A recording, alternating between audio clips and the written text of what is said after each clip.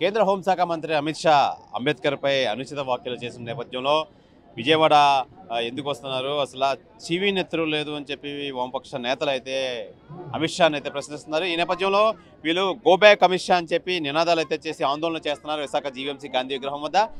మనతో పాటు నాయకులు ఉన్నారు. సార్ చెప్పండి, ఏం చెప్తారు అమిత్ షా? భారతదేశ రాజ్యాంగ నిర్మాత అయినటువంటి డాక్టర్ బాబాసాహెబ్ అంబేద్కర్ మీద కేంద్ర హోంశాఖ మంత్రి అవమానకర వ్యాఖ్యలు చేశారు. దీనికి వ్యతిరేకంగా దేశం అంతా భగ్గుమంది ప్రజానీకం.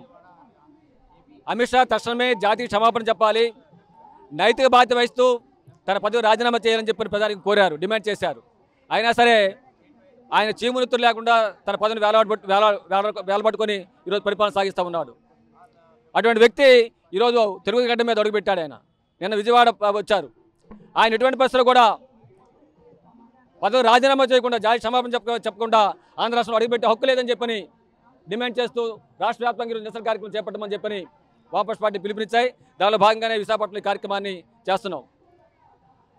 అంబేద్కర్ని తరచూ గుర్తు చేసుకున్న దానికన్నా దేవుడు మొక్కుంటే పుణ్యంగా వస్తుందని చెప్పని ఆయన వ్యాఖ్యలు చేశాడు.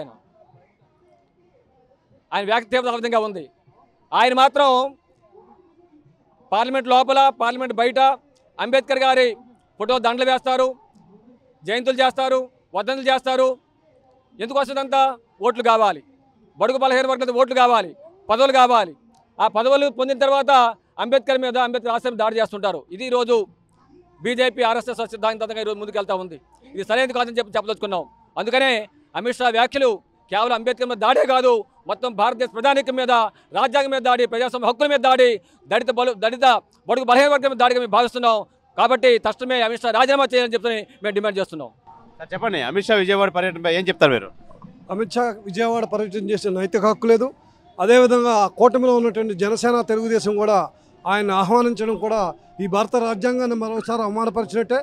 ఆయన పార్లమెంట్లో రాజ్యసభలోనే అంబేద్కర్ మీద అనుచిత వ్యాఖ్యలు చేసినప్పుడు ఈ రాష్ట్రాన్ని ఆయన ఆహ్వానించడం ఈ రాష్ట్ర ప్రజలందరూ వ్యతిరేకిస్తున్నారు. అదేవిధంగా వామపక్ష పార్టీలు అంబేద్కర్ని అవమానపరిచినటువంటి రాజ్యాంగాన్నిపై తోలనాడినటువంటి అమిత్ షాని బర్తరఫ్ చేయాలని రాష్ట్రపతిని కోరుతున్నాం. అమ్మా చెప్పండి, ఏం చెప్తారు అమిత్ షా విజయవాడ పర్యటనపై మీరు ఏం చెప్తారు? అమిత్ షా ఈరోజు అంబేద్కర్ మీద చేసిన వ్యాఖ్యలు అయితే సరికాదు. ఈరోజు అంబేద్కరు ఈ రాజ్యాంగాన్ని రాసిన నిర్మాత, ఈ రాజ్యాంగం ఎలా ఉండాలని చెప్పిన నిర్మాత. అలాంటి అంబేద్కర్ కోసం అమిత్ షా చేసిన వ్యాఖ్యలు అయితే చాలా, అసలు ప్రజలు ఎవరు కూడా దాన్ని హర్షించట్లేదన్నమాట. ఈయన ఈ దేశానికి ఎంతో చేసిన వ్యక్తిని అంబేద్కర్ని దూషించడం అనేది అమిత్ షాకి సరికాదు. ఈరోజు అమిత్ షాని ప్రజలందరూ కూడా రాజీనామా చేయమంటున్నారంటే ఒకటి ఆలోచించాలి.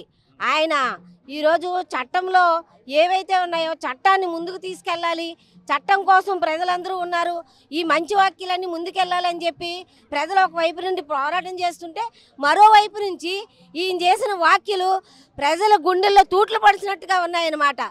ఒక పక్క నుండి పొగుడుతూ ఒకవైపు నుండి ఓట్లు వేయించుకుంటూ దళితుల దగ్గర నుంచి అనేక రకాలైన అవమానాలన్నీ కూడా వాళ్ళ నుంచి వస్తుంటే ఈవేళ దళితులు ఎవరైతే మాత్రం సహిస్తారు చెప్పండి? మీరు ఈ రాజ్యాంగాన్ని ఏదైతే చేపట్టాడో నిర్మాత కోసం ఈవేళ మీరు మాట్లాడిన అమానుషమైన వాక్యాలు ఏవైతే ఉన్నాయో వాటిని తక్షణం వెనక్కి తీసుకోవాలి, లేదు అని అంటే రాజీనామా చేయాలి. ఇది ఒకటే మీరు చేయవలసింది, రాజీనామా. అమిత్ షా ఈరోజు అంబేద్కర్ కోసం తోలనాడం కానీ అసభ్యకరమైన వాక్యాలు కానీ ఇలాంటివి చేయవలసింది అమిత్ షా కాదు. ఈరోజు రాజ్యాంగాన్ని విస్మరించి ఈవేళ రాజ్యాంగాన్ని తూట్లు పడిసే విధంగా ప్రయత్నం చేస్తుంది ఎవరి? బీజేపీ వాళ్ళు, ఆర్ఎస్ఎస్ వాళ్ళు. వీళ్ళేమొచ్చి ఈవేళ ఏదైతే అంబేద్కర్ ఉన్నారో అంబేద్కర్ కోసం ఈవేళ ఇలాంటి వ్యాఖ్యలు చేస్తున్నారు.